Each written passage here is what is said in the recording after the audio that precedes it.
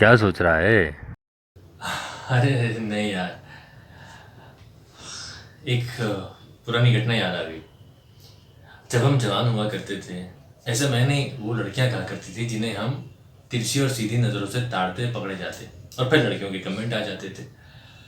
भाई जैसा कि हर बारात में होता है, हम लोग जो थे वो लड़की वालों की तरफ से थे। तो जहाँ बारात ठहरनी थी वहाँ का सारा इंतजाम हम लोगों ने अपने जिम्मे ले लिया था। जैसे कि भाई बारातियों का रहने सहने का, उनके कुछ खाने पीने की व्यवस्था करने के लिए हम चार पांच दोस्तों ने बांट लिया था, क्योंकि जो बारात है ना वो बम्बई से आ रही थी। तो भाई इतना आवश्यक था कि हम लोगों को कि दूल्हा पक्ष से जो लड़कियां आएंगी तो सुंदर सुंदर आएंगी, क्योंकि भाई दीदी की जो सहेलियां थी ना, सब लोग ने भैया भैया कहकर तंग कर दिया था और सारी शादी का मजा किरकिरा कर दिया था। तो बची खुची जो उम्मीद थी वो भाई बारातियों से ही थी।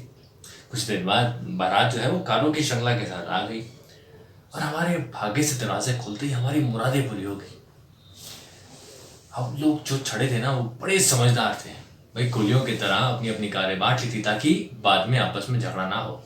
शाम को जब बारात निकलने का समय हो रहा था, तो हम लोग अपने अपने कमरे में जाकर दरवाजा खटखटा कर ये पूछ रहे थे कि कोई आवश्यकता तो नहीं है। इतने में हमारी वाली ने हमें इशारे से बुलाया।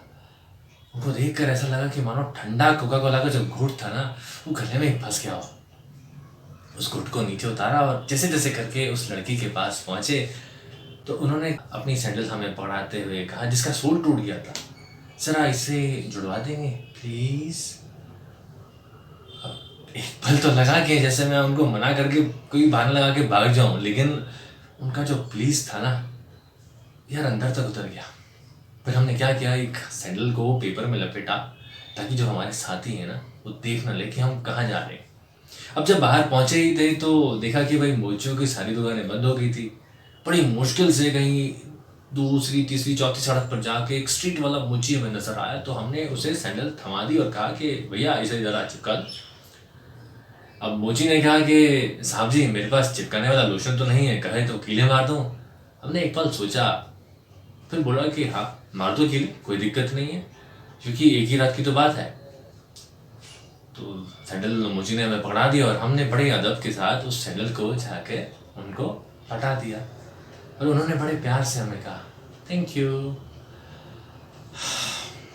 मतलब मज़ा आ गया उस पल तो अब शादी का माहौल था रंगारंग, और डीजे भी चल रहा था। डीजे पे वो डांस करने आ गई। अब हमने भी अपना डांस पर चांस मार लिया, और थोड़ी देर बाद वो बड़े उछल उछल कर डांस कर रही थी। हमें लगा कुछ ज़्यादा ही जोश आ गया, तो हम भी नागिन बन के डांस कर रहे थे। लेकिन जब वो डीजे से उतरी और थोड़ी देर के लिए चल भी रही थी तो उछल उछल कर चल रही थी। भाई हमारे साथी ने मुझे आके ताना मारा कि यार तेरी वाली तो देख उछल उछल कर चल रही है, अरे ऐसा लग रहा है कि वो बिना डांस के भी डांस कर रही है। मैंने कहा कि भाई मेरी टंगड़ी खींच रही है, मैं जरा जाके पानी पी के आता हूँ। मैं पानी पीने चला गया, वापसी में जैसे ही लौट रहा था, अरे मेरा दोस्त मेरे पास भागते हुए आया, कहता है यार उधर में जा उधर में जा। मैंने कहा क्यों क्या हो गया? कहता है तेरी वाली ना सैंडल लेकर तुझे ढूंढ रही है। हुआ दरअसल यूं कि कुछ देर बाद जो कीलें थी ना वो बाहर निकल गई थी, जो उसके पैरों में चुभ रही थी, और हमें ऐसा लग रहा था कि वो उछल उछल कर चल रही है तो डांस करती हुई चल रही है।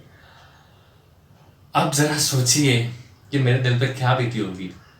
मेरे जो डांस पर चांस के अरमान थे ना भाई सारे आंसू में बह गए थे। ये किस्सा मुझे याद आया था इससे।